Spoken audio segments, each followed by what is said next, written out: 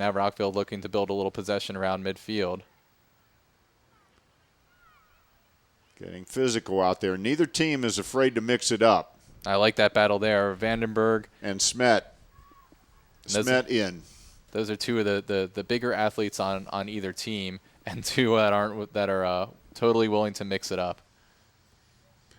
McKenna Smet went to St. John's College High School along with Lena Orbe. They were classmates at St. John's College High School in Washington, D.C., and both decided to come to Montgomery College. And there's Bowers clearing it out to Galbraith. And here's the player you want the ball on her feet, but a little pop-up air ball to the outside. Vandenberg. Yep. She's one of those returners. According to Walcott, Coach Walcott, she is the most refined and skilled player on the Catonsville team. And you can see she's really trying to set up the action. Orbe out going to take a rest, and we touched on this before. She's a forward, but she's always looking to get into the action. It looks like she might be hurt a little bit.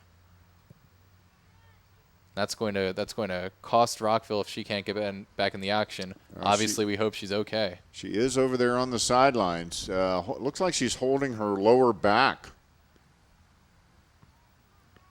And with all the twisting and lateral motion that you have in soccer, those muscles on your abdomen are easy ones to twist and pull and tweak, and hopefully it's just a little bit of cramping and nothing more serious. Being attended to there by Emily Urban, who is one of the assistant coaches for Kelly Wakeman.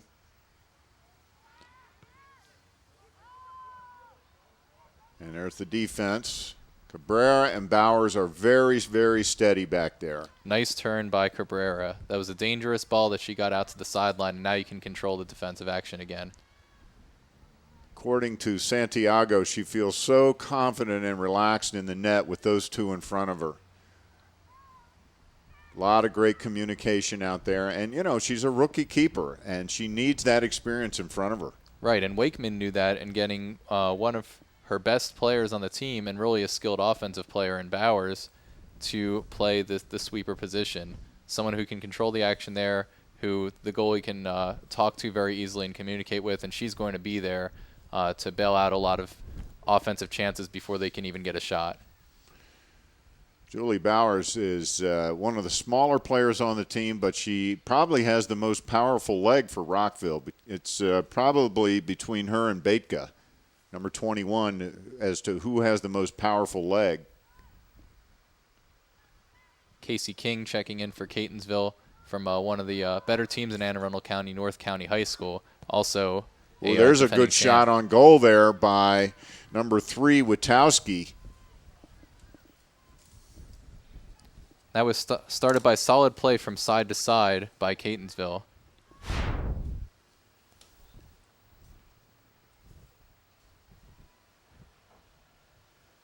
Solid shot on the move by Witowski.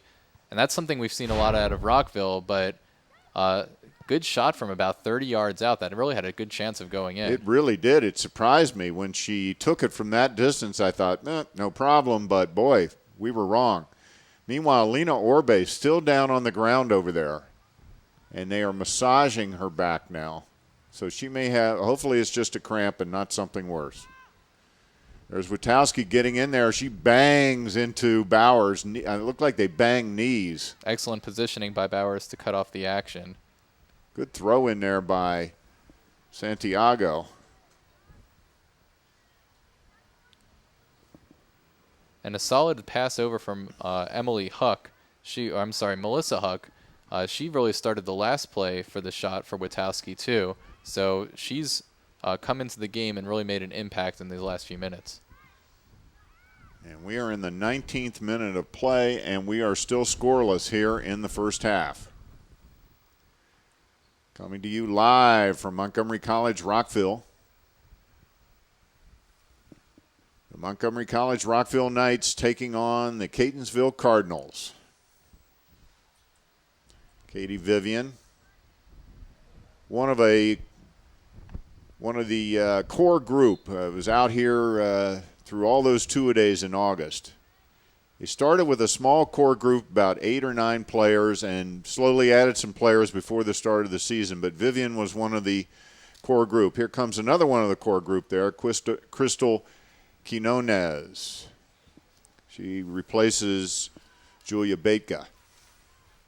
And Michael, sometimes it's what you go through in the preseason that really helps you out as a team. To start out with 8 players, but 8 players who committed to coming to practice every day, and as new players added on, they knew that was the deal. If you wanted to be on this team, obviously the 9th, 10th, and 11th player knew they were going to get some playing time, but it wasn't enough to just kind of show up and go through the motions. This is a team that committed to fitness, committed to building their skill level, and they've really built some good friendships and have some great team chemistry in this early season.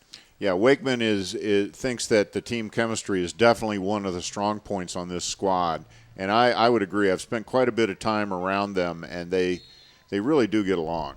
And it's something that's really underrated, I think, at all times in sports. But with a team like this, with so many skilled offensive players, somebody has to play the defensive midfielder who's mostly going to control the action in midfield and not advance a lot. Somebody's going to have to play D. Somebody's going to have to be the sweeper.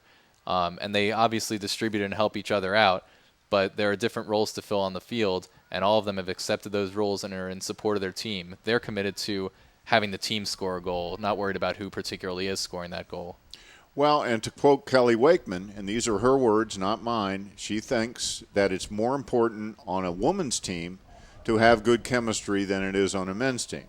I don't know if I agree with that or not, but that is her opinion, and obviously she's the coach of the team, and she's been on a lot of teams through her career. And so that was one of the reasons why she said this is a strength for this team, is because the chemistry is so strong. And she also told me she's been on teams where the chemistry wasn't so strong, so it is important. Here they come up the side. Oh, wide open as Quinones could not control it. They're going to get another chance again as Trujillo with the ball down the right side. They've got a nice offensive unit in there now. We're taking a look at Lena Orbe over on the side. She is sitting up now, which is a positive development. She was laying down. They were massaging her back. It could be cramps. It is a little warm and humid today, although it's cooling off. This is an emerging theme, the speed of the Rockville forwards between Quinones and Trujillo. They basically took on 6 players and got the ball down for a really good chance. They both have good speed. Trujillo really surprises you because she looks like she's not running hard at times, but she covers so much ground. She's just a glider out there. It's an effortless sort of speed. And Quinones is just a hard-charging, very aggressive, likes to push it through type player. Absolutely. They want to make the defense try to make a play, and then they will set up a teammate for a goal or take it in themselves. Both excellent one-on-one players. Kylie Harden is in also for Rockville. This is a player who's been getting a lot more playing time as her fitness level has gone up, and she's impressed Wakeman a lot. There's Cabrera again, steady as she goes. But Catonsville collecting themselves very well in the transition. 6 players up the field. Very well. There is no one behind in the defensive end for Catonsville at the moment except for Bevilacqua. They've got a couple of players right at the center line, but they are all in the offensive end. And that's a good practice of their offensive and defensive philosophy that Coach Walcott wants. If you want to bring all your players up and down the field, the emphasis is going to be get there and get organized quickly, because you can run up and down the field all you want, but you have to be able to have some possession on offense and to be able to make some stops on D. And Catonsville demonstrating that very well for the most part today.